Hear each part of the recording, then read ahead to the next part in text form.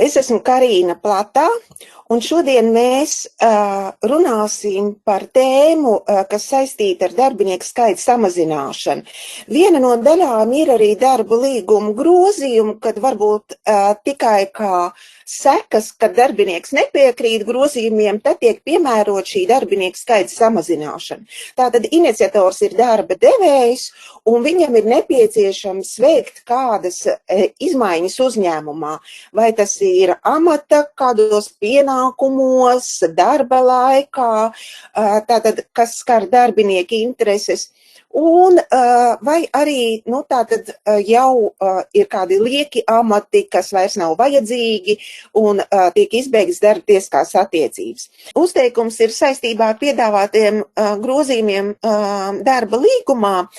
Tad darba devēja tas smagums ir arī viss tas process, kas ir jāveic pirms vispār izsniedz uzteikumu. Tad darbinieks domā visu to mēnesi, tad, kad viņam uzteikums ir izsniegts, viņš domā piekrist vai nepiekrist tam piedāvājumam. Un viņš var pēdējā dienā pateikt, ka viņš nepiekrīt. Tad darba devējam steidzīgi jāmeklē ir cilvēks, kas šos darbus darīs.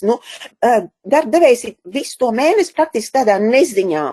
Man bija vienam klientam dažus gadus atpakaļ situācija, kur sieviete atgriezās no bērnu kopšanas atvaļinājuma. Viņai bija laikam kaut kāds pusgads apmēram. Līdz tam, kad bērniņam iestājas divu gadu vecums, viņa baroja bērniņu ar krūti. Un viņa nepiekrita nekam. Un tad mēs ar darba devēju spriedām, ko darīt. Nav kur viņu nodarbināt, cits nekas neatlika, kā viņai noteikti dīkstāv. Jā, tas amats bija vienīgais. Tur nebija tā, ka tur kādu citu varētu atlaist, un tā sieviete paliek. Jā. Tā kā darbā viņai ir tās priekšrocības saistībā ar to, ka uzteikumu vispār nevar izsniegt. Personāla daļas rīcībā nav informācija par viņas kvalifikāciju šajā jomā, ka viņa var pieņemt šo te amatu, tad, ja viņa uzrādīs atbilstošu kvalifikācijas dokumentu. Jo ņemot vērā, ka viņa tiešām bija cilvēks, kas labprāt mācījās, man bija drusku tādas varbūt bailes, kad es nepiedāvāšu amatu viņai, izrādes viņai tāds diploms ir, ka vienkārši manā rīcībā viņa varbūt nav nākus man informējusi, jo, ja viņa ir ieguvusi izglītību par saviem līdzekļiem, un tā nesaistās ar viņas izpildāmajiem pienākumiem, tad viņi varbūt arī neuzskatīja par vajadzīgu man nākt un teikt un iesniegt kaut kādu dokumentu.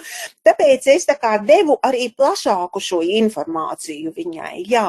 Ja gadījumā ir tā, ka šis uzteikums ir saistīts ar darba līguma grozījumiem, tad mēs pirms darba devēja pāraksta, dodam vēl informāciju, kādi ir šie piedāvātie grozījumi ļoti konkrēti. Nevis jums mainīsies darba samaksa, jums būs citi pienākumi un vispār jūsu amats sauksies savādāk, ja, tagad, bet konkrēti.